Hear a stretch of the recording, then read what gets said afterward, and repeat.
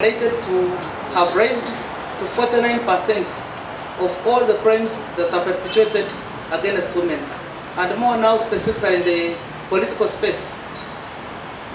We want to appeal to young men and young women to guard against cybercrime, because every time you commit such a crime to a person who is already vulnerable, you are taking the country backwards. You are also taking ourselves as uncivilized. We are also reducing the dignity of women and women's participation in politics, which is also a forum for decision making. So we wish to appeal for everybody to fight against cybercrime, against women and girls. Marks the 34th anniversary of the campaign. The campaign begins on the 25th of November every year and ends on the 10th of December, which is the International Human Rights Day. The national launch for this year will take place in Kasese Headquarters, Kasese District, on the 25th of November 2025, under the theme Unite to End Violence Against Women and Girls, Empower, Consolidate and Sustain the gains. Fellow Ugandans, the campaign is taking place amidst escalating cases of online gender-based violence countrywide, which calls for concerned and concerted efforts by stakeholders to end violence against women and girls. The national launch will kickstart a series of activities by state and non-state actors in different localities across the country. The Ministry of Gender, Labour and Social Development, on behalf of government, is coordinating efforts by all stakeholders around this campaign with the following objectives: to highlight the need to criminalize the prohibition of all forms of digital violence against women and girls, and strengthen capacities for laws enforcement, investigations, prosecution of crimes and criminals, and ensure accountability to perpetrators. To highlight the need for sex and gender segregated data for effective policy development and impact measurement for effective prevention and response. Calls upon stakeholders to strengthen laws and policies to prevent and respond to cyber crime, harassment, abuse, targeting women and girls in accordance with international regulations and conventions. Develop research with an agenda to address the knowledge gap and inform more effective prevention and response strategies to strengthen accountability and transparency for technology companies to end digital violence against women and girls through content moderation policies, code of conduct, response to victims in line with human rights standards. To increase advocacy for representation of women in leadership roles in science, technology, and innovation sector. The government of Uganda, through the multi-sectoral efforts, including collaboration and partnership with civil sector organizations, development partners, social networks, and these efforts have led to reduction of gender-based violence prevalence on key indicators such as physical violence. Strengthen local initiatives and networks of stakeholders to address gender-based violence. At grassroots level, the Male Action Group, Survivor Support Group, the Social Works, and the Paralegal have been helpful in offering support to the victims of gender-based violence through making referral, counseling, and whistleblowing services. As a result, in 2022, 14,693 sex-related crimes were reported, while 8,290 cases were still under inquiry, and 224 cases have secured conviction, according to the annual crime report 2022.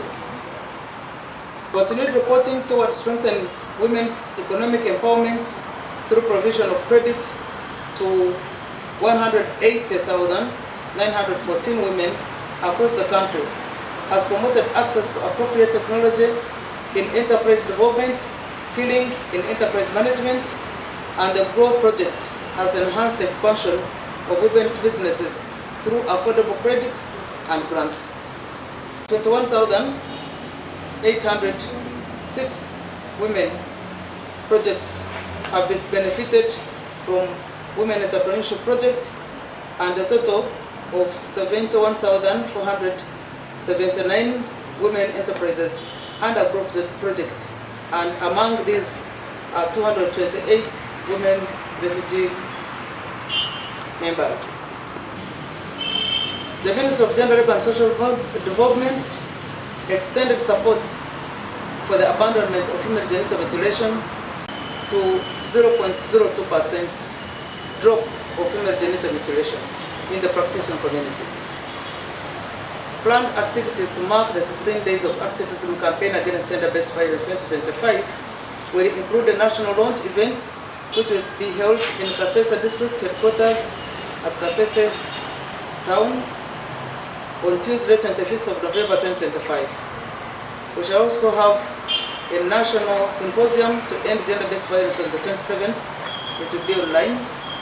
On the 16 days of activism spread for change activism work on the national dialogue for religious and cultural and traditional leaders will end and take place on the 10th of December 2025 in Kampala. We shall have a knowledge fair to showcase gender-based violence, publications and reporting. We shall have media campaigns on televisions, radios and social medias, and we shall have various talk shows in all these 10 days. In all the 16 days, we shall televise panel discussions on TVs quite regularly on many different televisions and radio and media houses. And I wish to call upon all fellow Ugandans to participate in the activities organized by stakeholders across the country to raise awareness and be part of the champions in the fight against gender-based violence. From the UN partners and embassies, the civil society organizations, specifically UN Women and UNFPA, the civil society organizations in Uganda have been very vibrant, and we appreciate Kasese District local government, which has chosen to host us. We also appreciate their support, and the stakeholders, including the media fraternity, the support you have offered, the quick reporting, the criminal reports that have been featured on various social medias has all been an effort towards reporting and creating awareness, and we do appreciate as a Ministry of Gender, Labour and Social Development and also as the government of Uganda. Deliberately, when you look at statistics, for the last 6 elective periods, we have had the biggest drop of women in politics, in active politics. And the rate of turnover among women is higher than that of men. What I mean by turnover, women who come back into the second, third or term is quite less compared to that of men, because every woman incumbent is being targeted. They will all concentrate on areas she has not been able to deliver, but also the constituency is much bigger, maybe 3-4 times bigger than that of men. So the target about women is much bigger, and using the cultural norms, the practices, and leadership at different and various levels. Politically, you all know that religious leaders are dominated by men. The cultural leaders are really not just dominated by men, it is all a male-domined space. And these are areas of penetration when a woman comes into politics. So other than women just coming in because of the space that was created by affirmative action, we have seen the drop in vibrancy because of the target specifically for women who are in leadership. This particular time and this particular campaign resonates very clearly where women have been disappointed by cybercrime, There is high cybercrime being targeting specifically women leadership, and surely Uganda is not exceptional. And this is why, particularly this year, we have called for action by all stakeholders. Because this short period, we need to find, at least encourage a strong crop of women who will always come up to challenge issues and bring the women's perspective into the issues of the national development and agenda. District is based on the information on ground that is the highest ranking now in gender-based violence.